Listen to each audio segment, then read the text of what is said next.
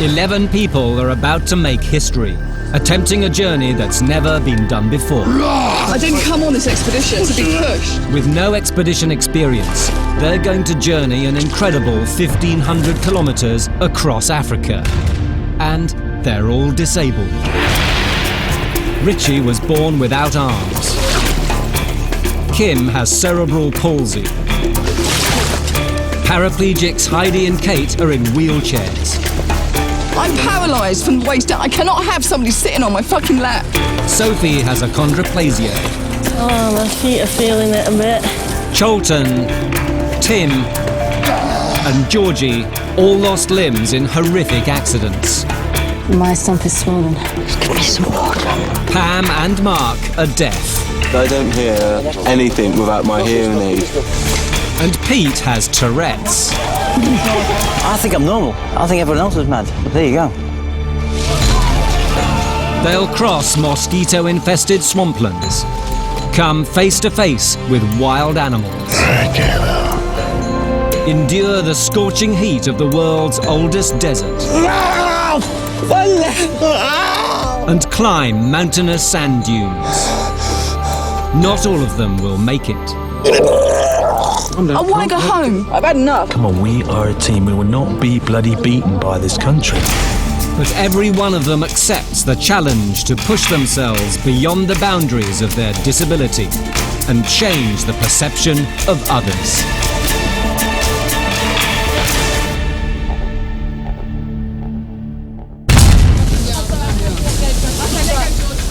Last time, starting from Victoria Falls, the team crossed Zambia the hard way.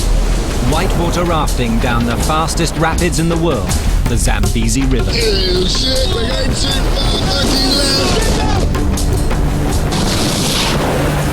The sweltering heat soon took its toll on the team. I ain't feeling control at the moment at all. I just feel like I've been made like the most selfish fucking cow here. I wanted to give my parents a real reason to be proud of me. Before long, they turned on each other. I don't want her fucking crutches on my chair. Is that not a problem? Was I putting them on your fucking chair? For fuck's sake. On a journey like this, we're gonna get mad at each other. I might be a wheelchair, but I'm not. Was I putting them on your chair? No, I fucking wasn't. So shut the fuck up. As they reached the border of Namibia, disaster struck. Pam suffered heat stroke. Pam, stay with us, Pam. And was told she couldn't carry on. I've always succeeded in everything I've done. I've never had to go home as a failure. After travelling 200 kilometres, they finally reached the Namibian border. Can we at least try and pick the pace up a little bit, please? If we push ourselves too hard, then things happen like what happened to Pam. And we don't want to lose anyone because we all want to make it as a team.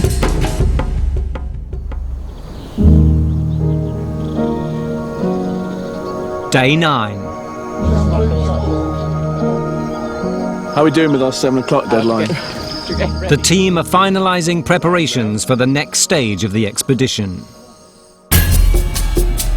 A 25-kilometre journey up the Chobe River before entering the treacherous Caprivi Strip.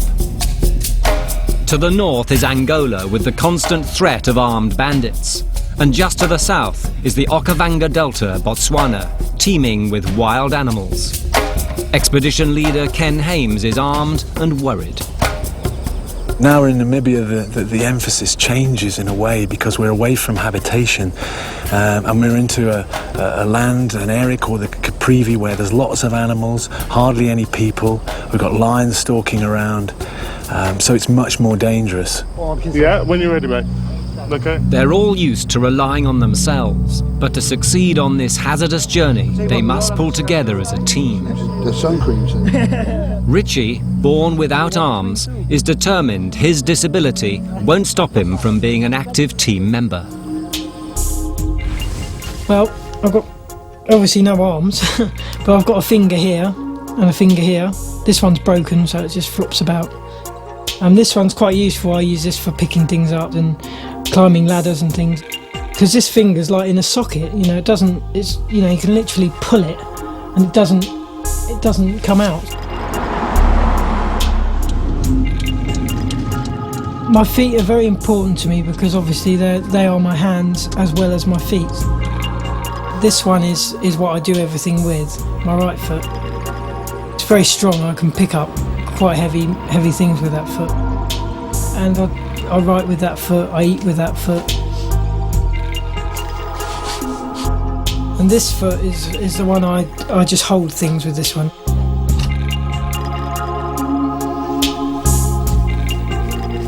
That's strong for standing on this one, and while I'm doing something with the other foot, so this one's the one I do most of the stuff with.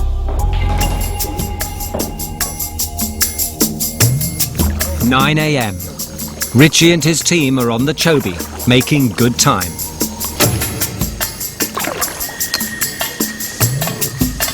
You've got to put your backs into it. You've got to move your bodies. Look, 1, 2, come on, let's get it going a bit. It'll be a tough day. They're paddling upstream knowing that elephants, hippos and crocodiles could block their way at any time.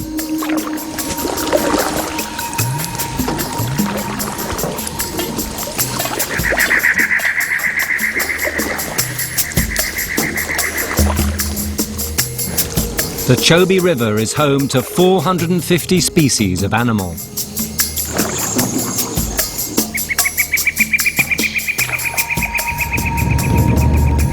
That was one big crocodile in that little gully there, about 17 feet long.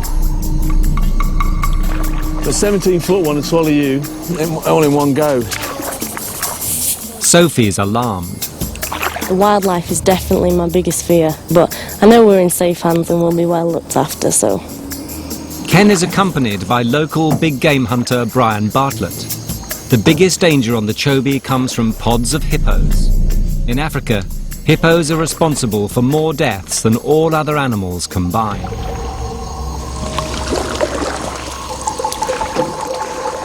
As they near the halfway mark along the river, Ken's worst fears are realised. A pod of hippos blocks the team's path. There it is there. Size of that. It's coming over. It's like a whale. It's coming over. Harder left. Harder left. When a hippo attacks, it dives underwater, taking its victim unaware. It's gone under.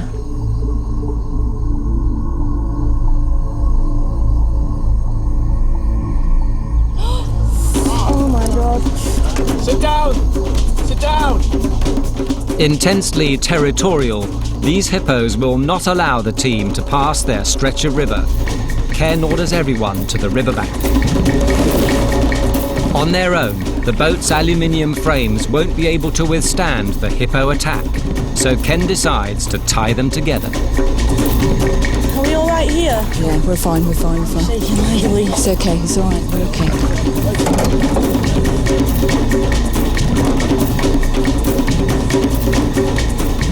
There's two of them. They're coming this way.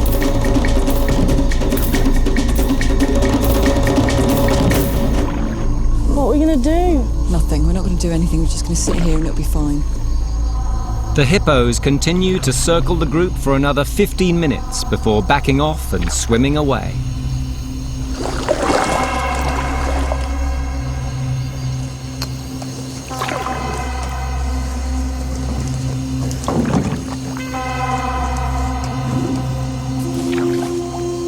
Midday. The team have been rowing for over 2 hours without a break. Humidity levels are over 90%. Kate's never rowed before and is finding the strain unbearable. Fucking hell. It's okay, just give me a minute. I'm just feeling a bit faint. No, let's continue. Let's carry on now. Okay, but I don't want you to just destroy yourself like Pam's done. No, I know. Right?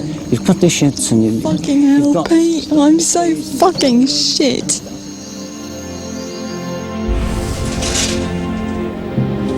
Kate, 34, is a web designer. In 1991, she was involved in a motorway crash. She wasn't wearing her seatbelt. She was thrown out of the car and suffered terrible injuries. I broke several bones, including my spine at T8, my left femur, left patella, right ulnar and radius. I was very, very lucky. Really, I should have been killed, I think. I think when one becomes disabled, you almost start life again. You know, you have a new body and you have new emotions. I can't let this beat me.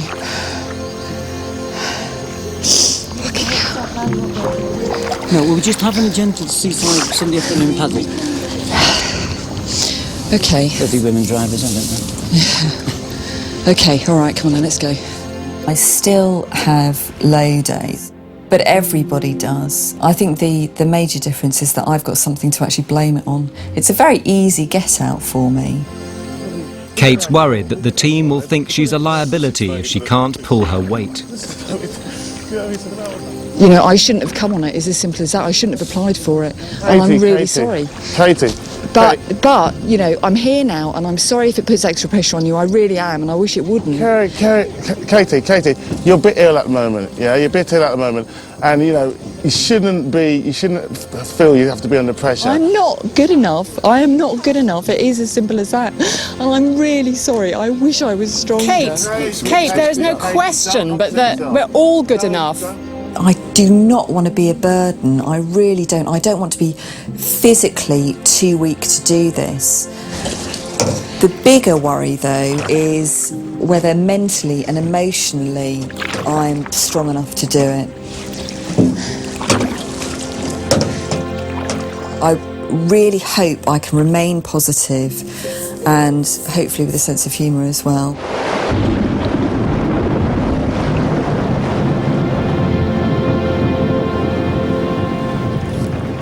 After several more hours on the river, Kate is near breaking point.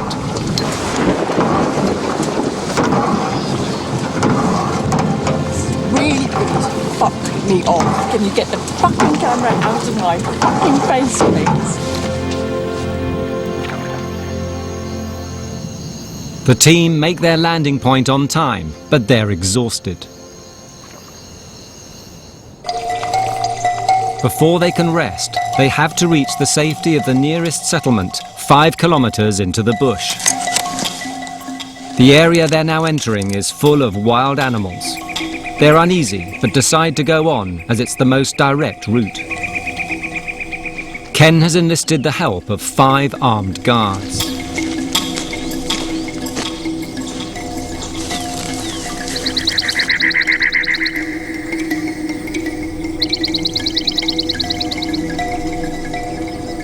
After only 2 kilometers, one guard spots a lion print.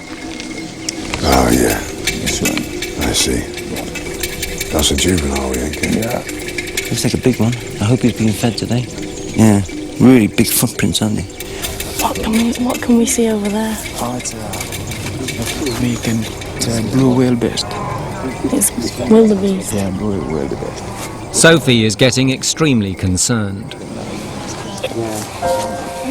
When we get there, will they go? 19-year-old Sophie lives in Bolton, Lancashire with her parents.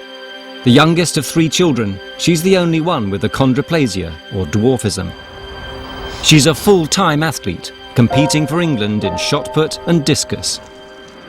Obviously, I'd love my athletics career to go well, and I am aiming for Beijing 2008. The main reason I'm doing the expedition is to get people more aware of my disability and to show that we don't have to be the joke in life. We're just the same as everyone else, and if we want to be Snow White, then be Snow White instead of being the 7 dwarfs, you know?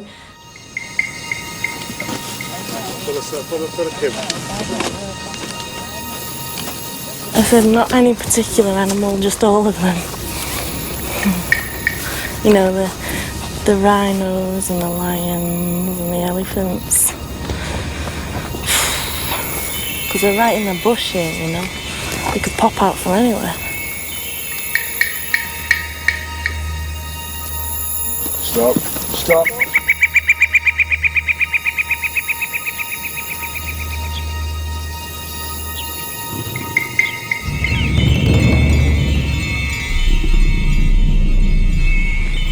Yeah, the guide thinks he saw a lion possibly over in that thicket over there. That's why I was looking through his binoculars.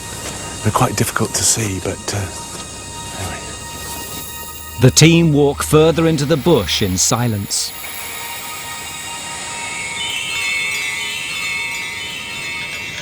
It's been a hard and emotional day.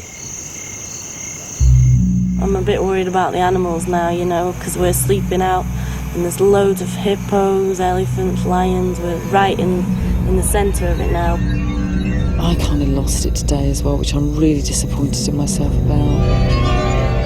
I was tired and I'm making excuses, but I am very disappointed in myself. I feel as though I've let myself down and other people down as well. Hopefully I'll speak to you again tomorrow, unless I get eaten by a hippo tonight.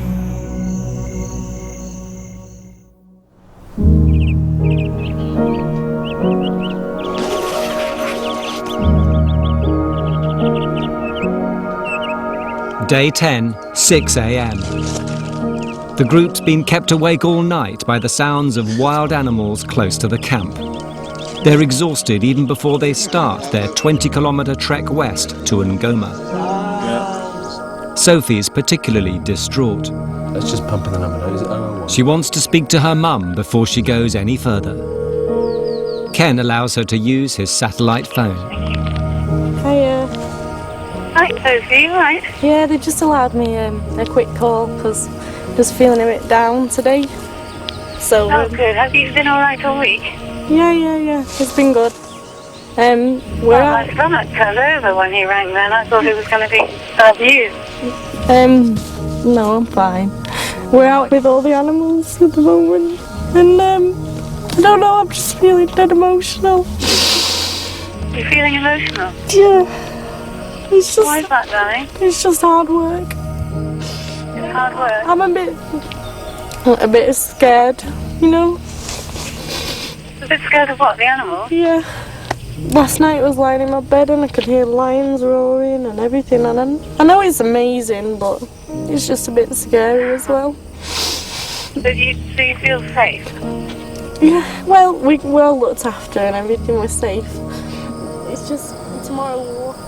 Reassured, Sophie rejoins the group in a more confident mood. But Mark, who's profoundly deaf, is in deep depression. Okay. What's the matter?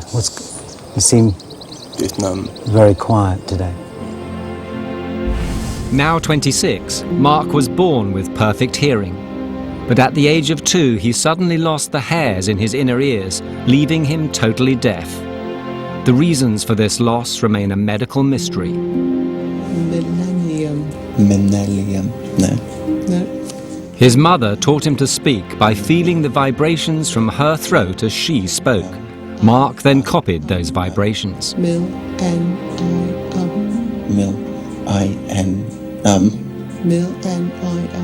By all medical standards, by the doctors, the audiologists, everyone, I shouldn't be able to speak. It is medically impossible for me to speak.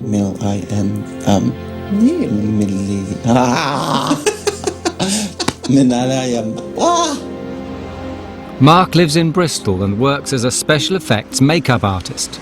A side effect of his disability is acute tinnitus.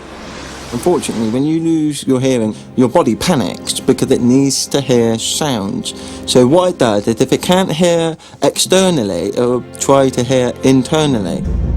It can be very, very draining. I lose all sense of balance. I become very grotty and moody when I'm in that much pain. Because it's not headache, it's not something you take with an aspirin, it's gone. It's mental noise that you can't just turn off. Because if I turned off my body noise, I would be clinically dead.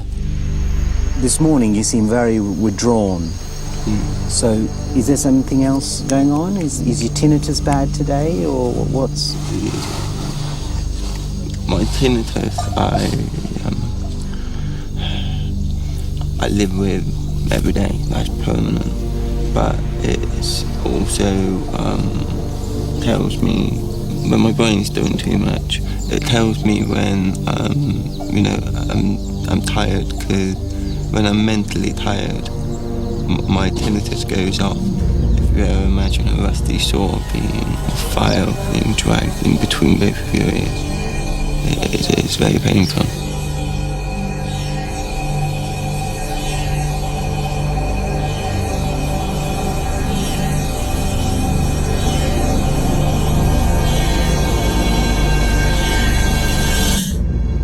If I feel that the situation we're in is not good for you, then I may suggest to you that it may be time for you to go home.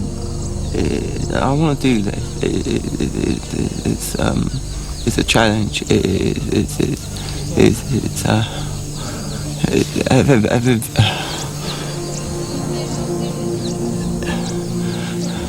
Every day, oh Christ, that I'm in this situation. I've beaten a personal goal. That makes me smile.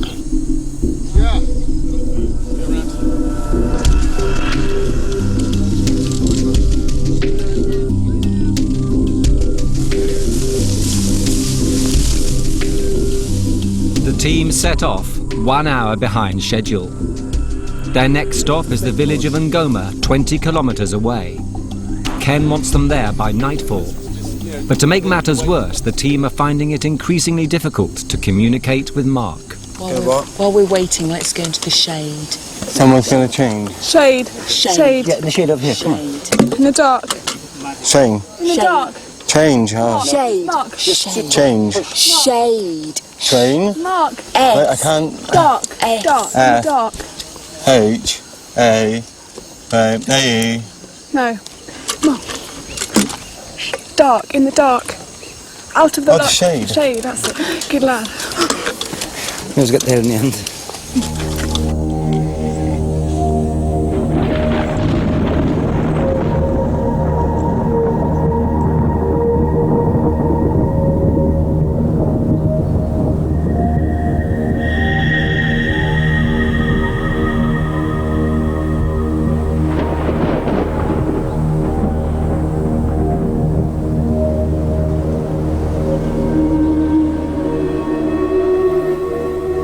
The expedition is taking place during the African rain season. The intense heat and humidity is regularly broken up by powerful storms.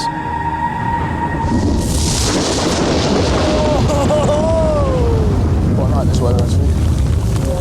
Makes a nice change from blistering heat. Cool, nice one, thank you. You should be something like me.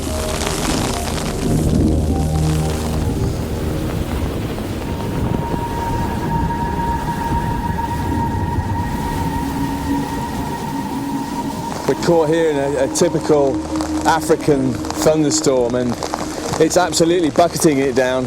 The significant thing for the expedition is that the temperature change is phenomenal, and it can drop as much as 15 degrees in very few minutes. The other factor is that we can get more floods and we won't be able to get through. I think we could expect as much as 2 or 3 inches of rain in the next half an hour, which is, out here, quite worrying.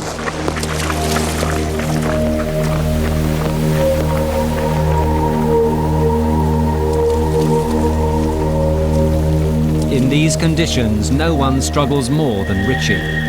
His feet are also his hands. As the ground turns to mud and his boots become waterlogged, he's left feeling particularly vulnerable.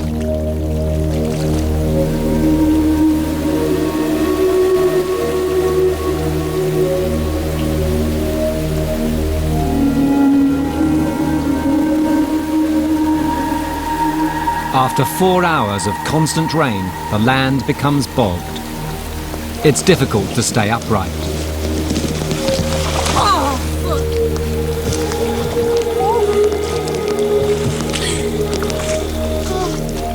For Kim, the going becomes almost impossible. Her crutches constantly give way in the soft mud. Falling becomes routine.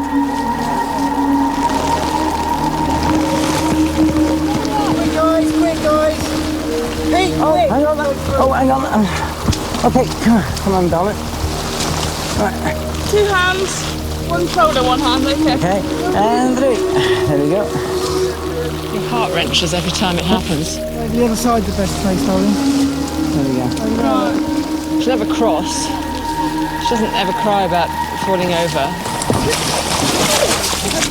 Oh no! Oh, Kimberly! Oh God! I took my eyes off you for a minute. I'll leave it alone for a minute, can I? I hate this.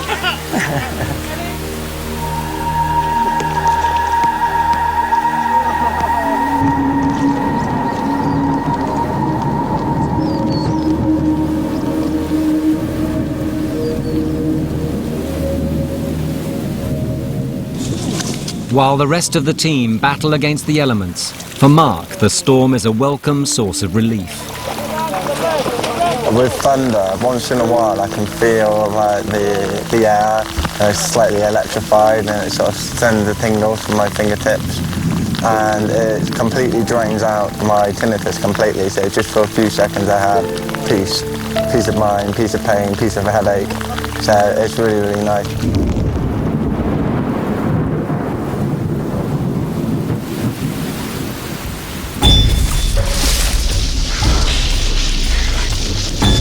Getting the wheelchairs through this quagmire is tough, demanding work. Come on. Oh yeah. Just a minute.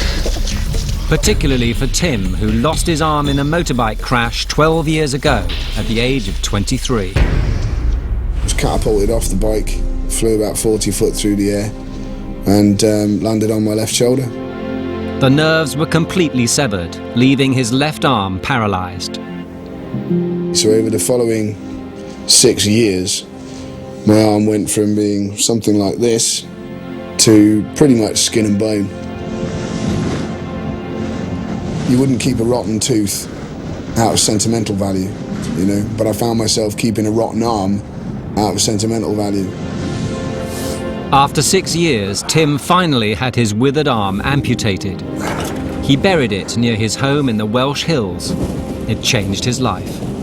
I feel now, certainly following the amputation, I feel, I mean, you know, a bit sort of daring and dashing almost, you know.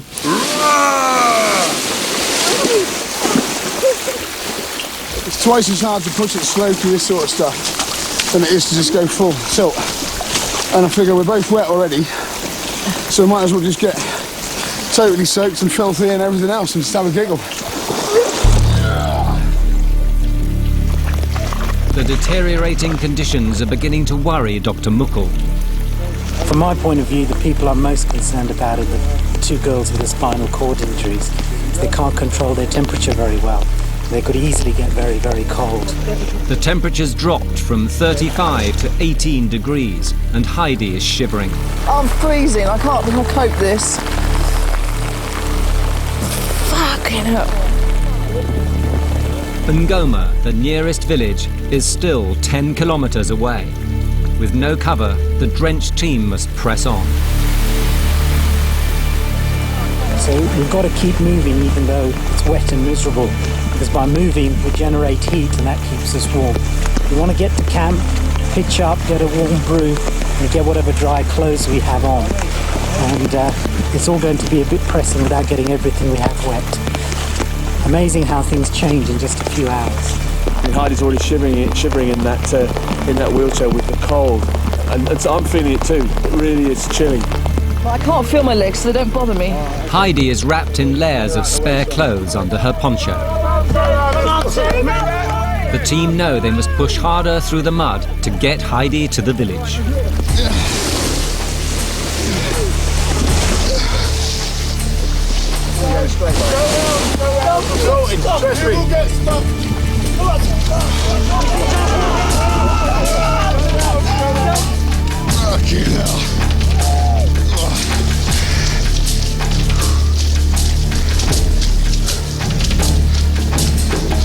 With Heidi's core temperature rapidly dropping, they finally stumble into Ngoma. Tim's desperate to get help, but it's Georgie who takes control. Fire. We need to get dry and have a fire. Is there somewhere we can buy some space? In there? Can we go in there? That's lovely. Thank you very much. Sorry, The villagers take pity on their sodden visitors and quickly get them to shelter. Yeah. Refusing any payment, the locals quickly spring into action, making a fire and giving them permission to camp in the village tonight. I'm always catching your house. What am I like? The warm welcome has come at a vital time. Nearly had a case of hypothermia there. It just shows you how unpredictable this country is. And yeah, it's a test of survival, not just for them, but for the people who live here. I think the local people are absolutely amazing. They are all so welcoming and friendly. And they've just moved all the chairs, kicked out all the people, got us in and moved around us. I think nobody would do that in England. While Heidi warms up by the fire, Tim and the others set up camp. Merci, okay. Think nothing of it. But despite reaching the relative safety and comfort of Ngoma, Richie is not looking forward to another night in a damp tent. Seeing all this wet shit and being wet, it's not amusing at all.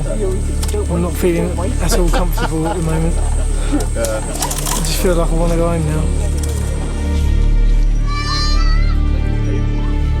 In the rush to get to the village, and with 10 hours of walking on a leg weighed down by mud and water, George's stump has become blistered and raw.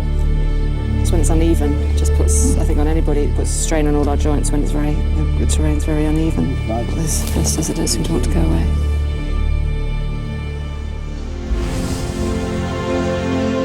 Georgie is 41, a corporate lawyer for a pharmaceutical company. As a small child, she lost her leg in a horrifying accident. I lost my left foot when it became trapped in an escalator when I was out shopping with my mother on the New Year's Day. They tried for an hour to save my leg, but were unable to do so and had to take it out of the escalator, and it was subsequently amputated in hospital. Keeping trim is part of looking good, but it is also very important, I think, if you're an amputee. If I'm carrying extra weight, I don't walk as well. If my weight fluctuates, it always goes on and off my stump first, or it's more noticeable on my stump first, so my artificial limb doesn't fit as well. I do very much enjoy looking as good as I can. It could well be an overcompensation. I lost my leg when I was only 3, so I've grown up as a disabled person. I've grown up as an amputee. And, you know, having a stump is not beautiful. In these damp conditions, George's blisters are refusing to heal. Dr. Mukul is concerned. Oh, it's been bleeding, hasn't it? Okay. All Mukul can do is clean the wound and patch it up. That one, so, okay.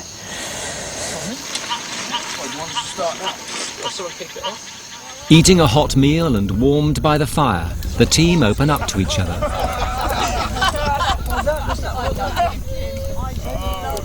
I can say something on a slightly serious note. Only slightly. When I had my accident and I had a dangly arm, it was all skinny and manky and blue. Knowing that I had that dark secret, which at some point I'd have to tell whoever I was intending to lure into my bed. If I tell her too late, as did happen on one occasion, when I didn't tell her at all, and we got to the boudoir, the look on her face said it all, and I actually put my clothes back on and left. And, my girlfriend now, what actually happened, I used to go to bed with the leg on. You've actually gone to bed with somebody and not told them? Yeah, well, yeah. My God. No, but listen to what I'm saying, listen to what I'm saying. You take your trousers off, or just a zip? Everyone has found out eventually. For me, I feel really embarrassed in England when I go out. When I go to other countries, you know, they straight away they come up to me and say, "Oh, I think you're gorgeous, I love your big butt, I love you, you know, and just open about it. And then you know that they're staring at you because they're attracted to you, not that they're staring at you because you've got a disability. Whereas when I go out in England, I feel like I'm embarrassed either way, you know, and I'd rather just be on my own. I'd rather just be with my friends, dancing on my own, than somebody come up to me and start giving me attention. And if somebody does come up to me and start giving me attention, sometimes it happens when I'm sitting down, and then I feel embarrassed to get up. I will not stand up, because I think that they've not noticed that I'm a dwarf. Mark, how do you find your disablement sort of affects you when it comes to picking up ladies? Problem is I can't offer, I never could ever offer the simple things which is like romantic.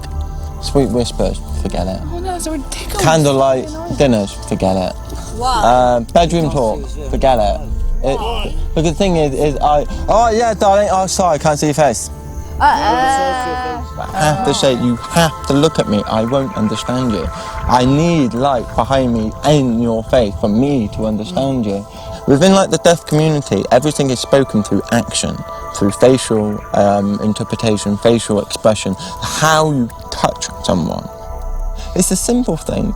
If you just touch someone, their face may just melt, and you can see it. And the relaxation and the muscles and your jaw and the just slight parting of the lip. You know that person then is content. And it's the same thing as a heartbeat. If you're with someone and you just rest a hand, gentle hand on their pulse or on the side of their neck, that's a really nice place just to hold someone's side of their neck. The thing is you find yourself, you breathe in tune with them and your heart goes at a similar time. That's how I communicate affectionately. And you'd be surprised the amount of like hearing people, they're freaked out by that because I don't speak. It's all through my face, it's all through my hands. I think you may have just done yourself a favour. A favour?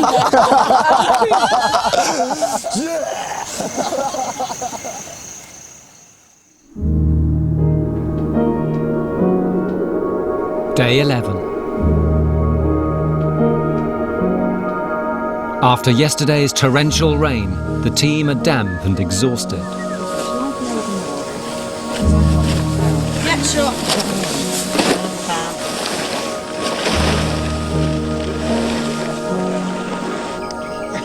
Georgie's doing her best to patch up her raw stump as they must leave Ngoma and head to Etosha National Park, 60 kilometres to the west. But the wear and tear of life on the move is hitting Richie hard. I'm finding it a bit difficult, obviously, in the camp. Like personal hygiene's the main problem, really. Just trying to stay clean and trying to keep my feet clean and everything, because obviously they're my hands as well. A lot of little issues, really, that you don't think about when you're home until you actually get here and you're dropped in the deep end. While Richie struggles with hygiene, Tim's been hit with an intense and uncontrollable spasm caused by his amputated arm. Oh, and again.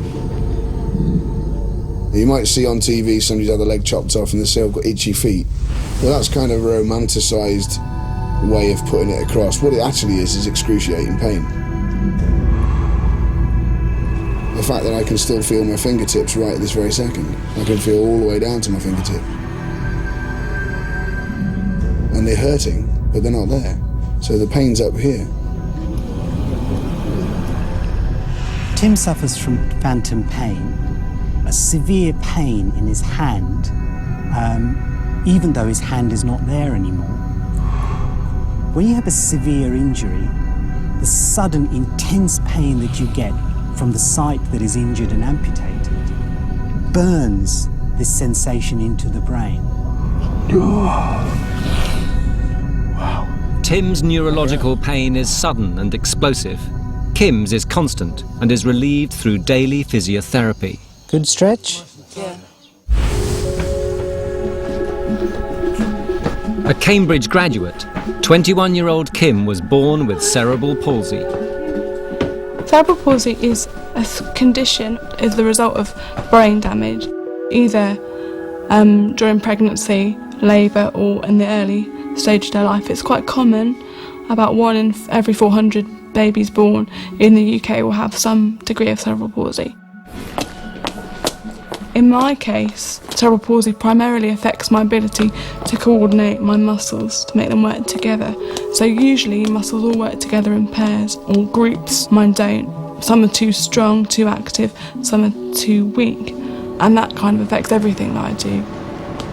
It's been a long struggle for Kim, who spent her childhood in and out of hospital having operations to enable her to walk. I had the biggest surgery when I was, I think, 15 or 16, I can't remember, I think I may have blocked it out. And I had several operations at once at that point. It was a difficult time.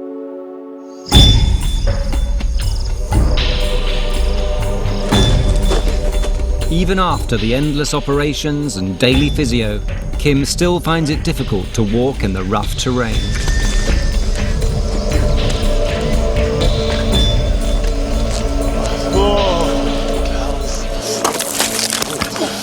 You like him?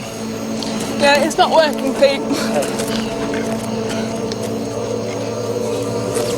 Okay, never mind.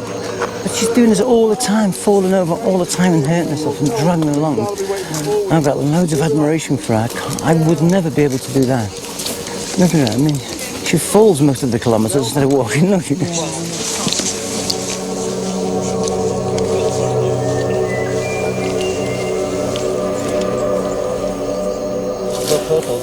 Well done.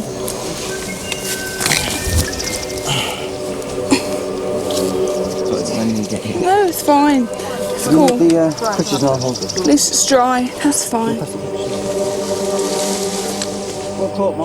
you. Hello.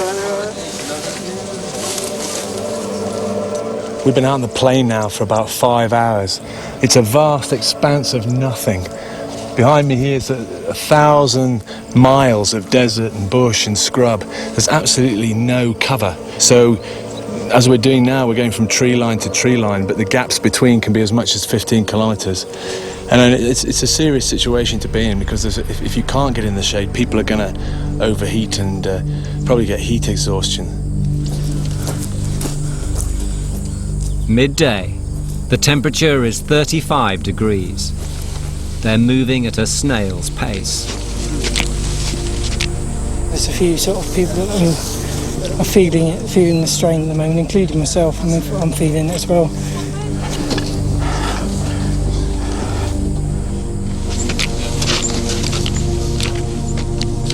Pretty intense actually today. Really intense. I just keep getting the urge to, get rolling. But obviously we've got to stick in a group, so.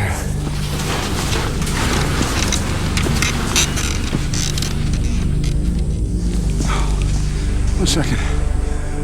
The heat gets to me quite severely, and if we're pushing wheelchairs, we need to keep a constant momentum going, otherwise it's twice as hard.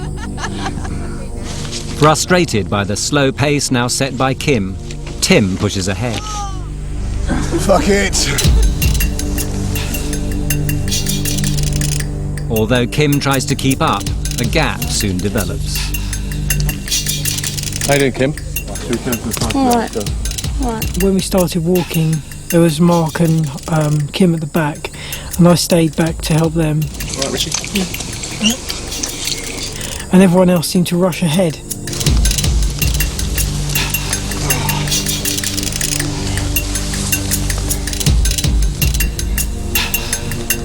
As the day wears on and the gap gets bigger, resentment starts to grow, and Kim's at the centre of it.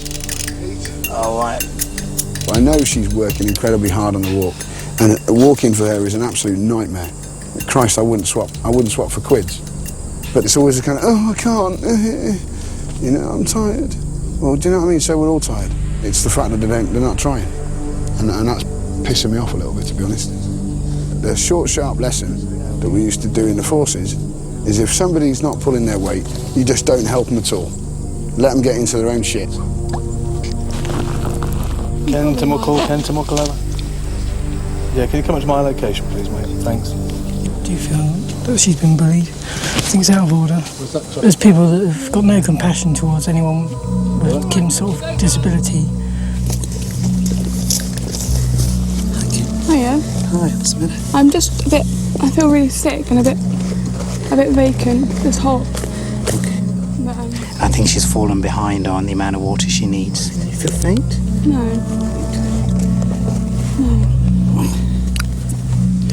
Her lips look very dry, her eyes look sunken, and she looks very hot. Okay, drink up. Can't be more. Sweating a litre an hour when you're heat acclimatised, and you just got to work really hard to keep the fluid levels up. Just got to keep drinking. I want you to take some, not just sips, a good long drink. I mean, it must be. I find it hard enough pushing a wheelchair. She's pushing crutches in this weather. It must be agony for her. Simple as that. Yeah. It's hard for all of us. But I mean, as I said before, I couldn't imagine what it'd be like walking this distance on crutches. Right. Okay. She knew. Well, yeah. The expedition was 10 to 20k a day. But then, as we said the other night, she didn't have any comprehension of what 20k is. How old is she? That's what Cambridge does to you, man. Yeah. Cambridge degree, it fucks your brain in. Is she? You all right, Kim? I'd quite like to go home, I think.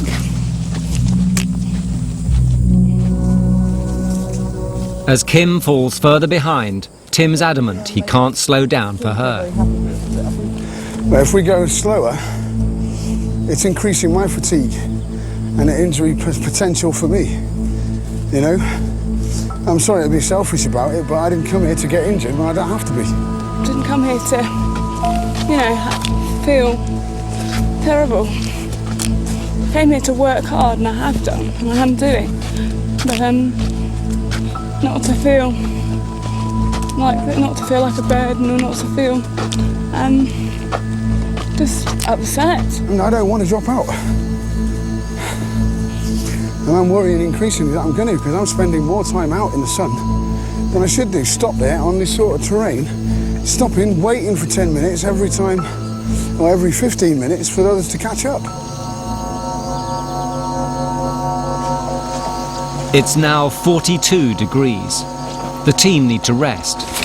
After 7 hours walking, there's still no shade. Every step is draining, but they have to keep moving.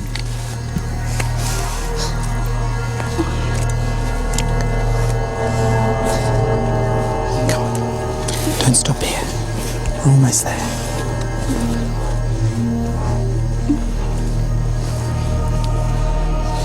Kim, you're doing really well. You got some water for her, Richie? Do you want some of this stuff? Really taste this. Better than water.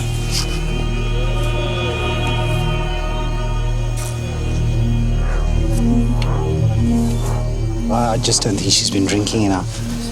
So we just gotta keep her pushed. How long before we think of stopping?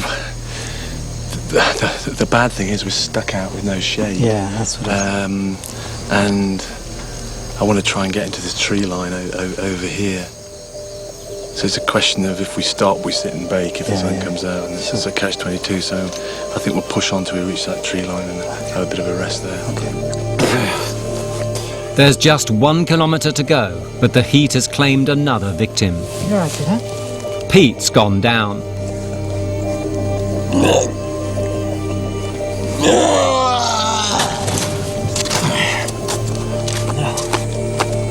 Feeling faint? Or just sick? No, sick.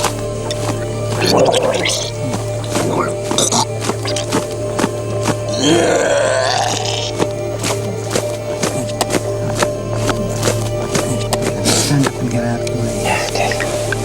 What do you think could cause that sort of, that retching from, he says you're getting the pain in his stomach? Yeah. Dehydration. He's lost quite a lot of salt because we're sweating more now, and he's just not ahead. Hasn't peed in the last 8 hours, and we just, lost some salt, lost some water. Just got to get out, get to this tree line, and get into some shade. But there's no rest for Pete. They have to move forward. Come on, Pete. please. What do you mean you can't? Just give us a hand, man, please. Come on, you can do it. Kim has reached her limit. With the tree line only 500 metres away, Ken carries her to the shade. Right over, that's it. Right, okay, about there, yeah? Is that all right for you? That's fine, yeah. Okay.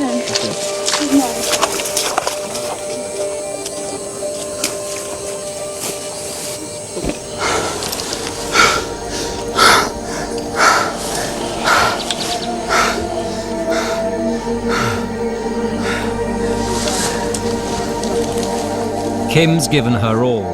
With nothing left, she can't go on. Yep. Somebody get Kim a drink?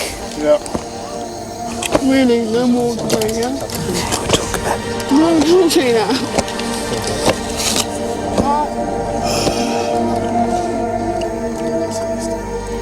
I can do tomorrow, but not today. I want to go to the end, but I can't.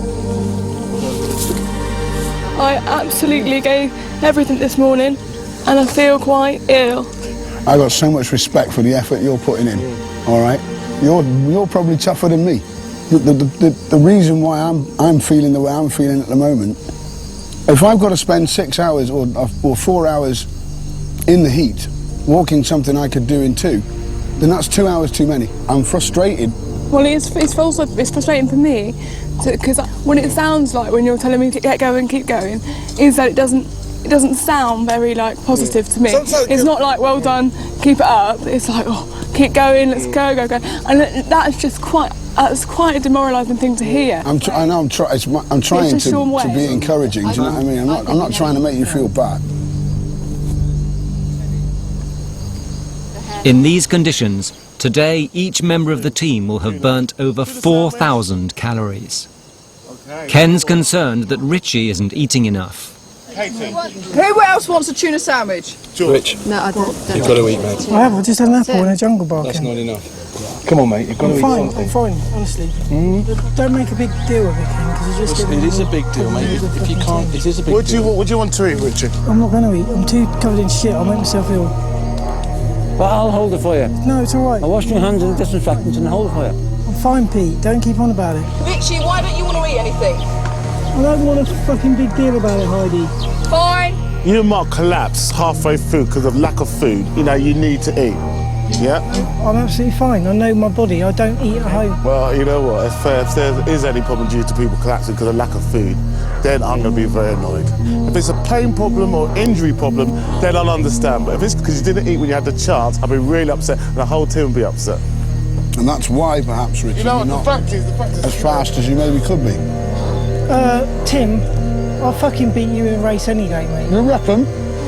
Look, guys, it's not me down. But you know what? Forget it. You know what? We should forget. It's not a race. It's supposed to be a team effort, and you're not in the team. Really? Is that fucking right, Richard? It is, mate. Is that fucking right? It is. Can we just cool it? We don't need to have this. What I said to them at the beginning is you've got to get your emotion out, because it's no point being angry inside yourself. Tell people how you feel. They're pretty good at that, really. There's still a lot of tensions in there, and it's going to have to be better, because in order to pull through the desert regions in the west, they're going to have to work very tightly as a team. The team have called an emergency meeting to try and resolve their problems. Richie is not sure if he wants to carry on. I'm finding certain things too difficult to handle. I'm finding basically personal hygiene a big problem, toilet and stuff like that. Simple things that I'd find easy at home, I'm just finding too difficult. I'm fed up with having sand in my shoes and having my feet covered in shit, so therefore I don't want to eat them. And unfortunately I've decided to call it a day and go home and have a nice hot bath and sort my life out, really.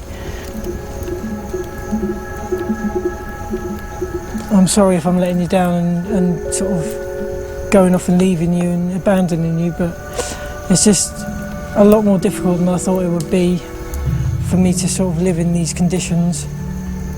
And I've just had enough and my body can't take any more. The argument we had earlier, you know, even though it was about a sandwich, just triggered everything off.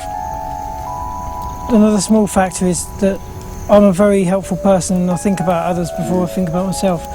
And I've been frustrated because other people haven't been as supportive to other members of the team as I have. It's a very difficult situation, but the whole point of being a working team is to help the weakest people and the people that need the help the most. There's been certain people that have been fantastic and there's others that have been moaning because people have been slow, and it's not teamwork. You know, we're supposed to be here as a team, working with each other as a team, getting to the end as a team, and at the moment there's no team at all. It's very sad that it's had to come to an end because I really wanted to make it to the end and be with you guys, but I just can't really, you know, take the strain anymore, and I can't be there for you, I'm afraid. When I'm gone, guys, please work as a team, you know. Please help each other as much as you can. Please help Kim, you know, she needs help. You know, you got to understand other people's disabilities.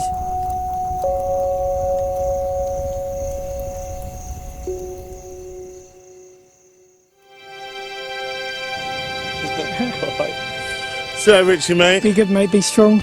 Yeah, we definitely will. Look after everyone. Yeah, we'll definitely try to. I probably feel quite sad when I get home because obviously I've let a once in a lifetime opportunity and a great chance go. But there's the other side of the coin is that, you know, I just couldn't really carry on because I was jeopardising my safety and finding things too difficult to carry on. See you soon, yeah? Yeah. All right. Bye bye. You know, there'll be a good thing coming out of it is that I won't be ill or get bad feet. So that's what I had to think about at the end of the day. See you later, Jim, mate. Be good, mate. The strangest thing is basically the person that shares a similar disability to me is basically the person that's made me want to leave. See you later. Yeah, look after him, Ken. But he's only got half the disability that I have, and he seems to whinge about it more. So you know, it's a shame really because I did get on with him at first, but it's just the way things have gone.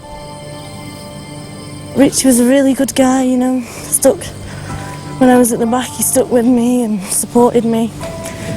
So yeah, it's really sad to see him go, but I totally understand why. And then there were 9. And then there were 9. Let's hope there's 9 on the Skeleton Coast.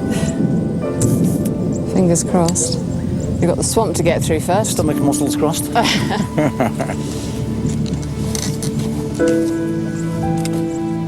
Another team member's gone, and the group is hopelessly split. Their chances of reaching their goal, the Atlantic Ocean, look increasingly remote.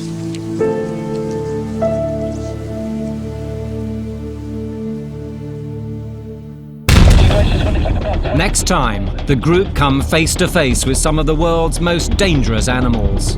For us to see him like that, he must be friggin' huge. Heidi and Tim become enemies. Fuck off, Tim, all right?